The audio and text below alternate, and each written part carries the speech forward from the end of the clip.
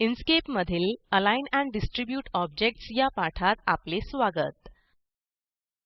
आपण शिकणार आहोत विविध ऑब्जेक्ट्स अलाइन आणि डिस्ट्रिब्यूट करणे, ऑब्जेक्ट्स रोज आणि कॉलम्स मध्ये ठेवणे, ऑब्जेक्ट्स मध्ये स्पेस सेट करणे आणि टाइल पॅटर्न बनवणे. या पाठासाठी वापरणार आहोत Ubuntu Linux 1204 OS, Inkscape version 048.4. Dash home वर जाऊन इन्स्केप टाइप करा. लोगो वर क्लिक करा. मी आधीच सेव्ह केलेले इन्स्केप चे डॉक्युमेंट उघडत आहे. कॅनव्हास वर 5 वेगवेगळे आकार वेगवेगळ्या ठिकाणी ठेवलेले दिसतील. तुमच्या कॅनव्हास वर 5 आकार काढून ते येथे दाखवल्याप्रमाणे त्या जागी ठेवा. आता ऑब्जेक्ट्स अलाइन करू. ऑब्जेक्ट मेनू खालील अलाइन एंड डिस्ट्रिब्यूट वर क्लिक करा. अलाइन एंड डिस्ट्रिब्यूट चा डायलॉग बॉक्स इंटरफेस च्या उजव्या बाजूला उघडेल. येथे स्थान ठरवण्याच्या दोन पद्धती आहेत. अलाइन म्हणजे ऑब्जेक्ट्सच्या कडा किंवा मध्य एका रेषेत एकमेकांना जुळवून घेणे. डिस्ट्रिब्यूट म्हणजे ऑब्जेक्ट्स त्यांच्या कडा किंवा मध्यांच्या संदर्भाने उभे किंवा आडवे पसरून ठेवणे. हे पर्याय आणि त्यांच्या उपपर्यायांच्या सहाय्याने ऑब्जेक्ट्स विविध पद्धतीने अलाइन करता येतात. रिलेटिव्ह टीओ हे आणखी एक महत्त्वाचे फीचर आहे. हे वापरून ऑब्जेक्ट्स कशाच्या तरी संदर्भाने अलाइन करता येतात. येथील पर्याय बघण्यासाठी ड्रॉप डाउन सूचीवर क्लिक करा. येथे last selected, first selected, biggest object, smallest object, page, drawing आणि सिलेक्शन हे पर्याय आहेत. डिफॉल्ट रूपात ऑब्जेक्ट्स पेजला अलाइन होतात.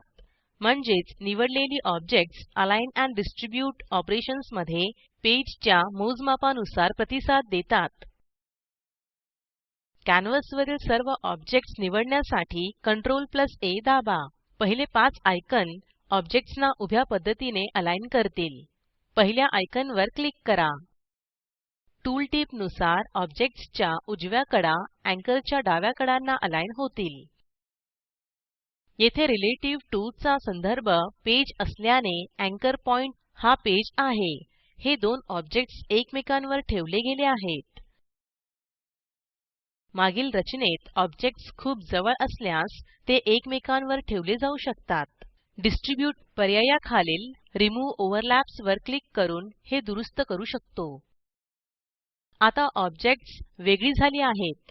ऑब्जेक्ट्स मधील उभ्या आणि आडव्या दिशांची अंतरे नीट करण्यासाठी ह आणि व्ह पर्याय वापरा.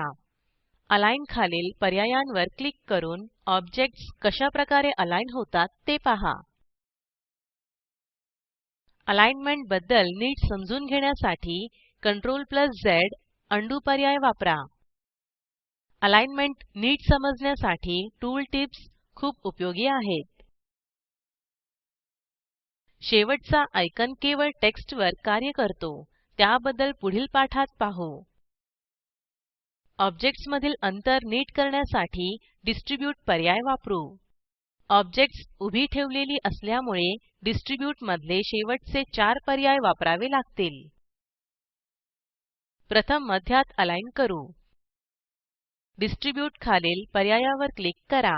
ऑब्जेक्ट्स कसे अलाइन होतात ते पहा.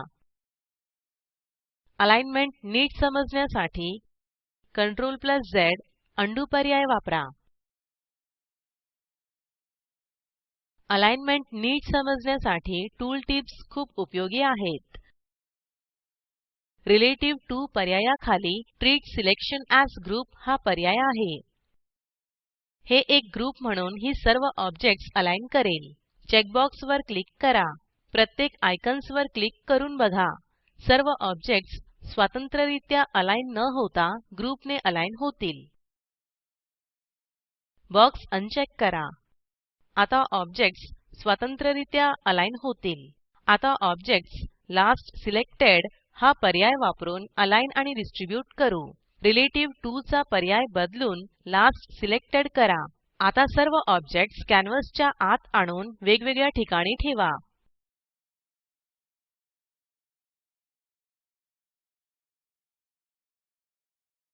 एक एक करून ऑब्जेक्ट्स निवडा.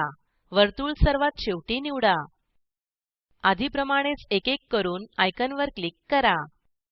शेवटी निवडलेले ऑब्जेक्ट वर्तुळ असल्यामुळे ऑब्जेक्ट्स वर्तुळानुसार अलाईन होतील. याच प्रकारे रिलेटिव्ह 2 मधील उपलब्ध पर्याय वापरून ऑब्जेक्ट्सची अलाइनमेंट कशी होते ते पहा. अलाइन एंड डिस्ट्रिब्यूटच्या डायलॉग बॉक्समधील एडवान्स पर्यायांबद्दल पुढील पाठात शिकू. आता हा डायलॉग बॉक्स बंद करू. पुढे रोज आणि कॉलम्न्स मध्ये ऑब्जेक्ट्स ठेवण्याबद्दल जाणून घेऊ. ऑब्जेक्ट मेनू खालील रोज एंड कॉलम्न्स वर क्लिक करा. रोज एंड कॉलम्न्सचा डायलॉग बॉक्स उघडेल. हा पर्याय वापरून ऑब्जेक्ट्स आवश्यक स्पेस देऊन रोज आणि कॉलम्न्स मध्ये ठेवू शकतो. कॅनव्हासवर ऑब्जेक्ट्स वेगवेगळ्या ठिकाणी ठेवा. आता ऑब्जेक्ट्स 2 रोज आणि 3 कॉलम्न्स मध्ये ठेवू. रो चा पॅरामीटर बदलून 2 करा. रो चा पॅरामीटर बदलल्यावर कॉलमचा पॅरामीटर आपोआप बदललेला दिसेल.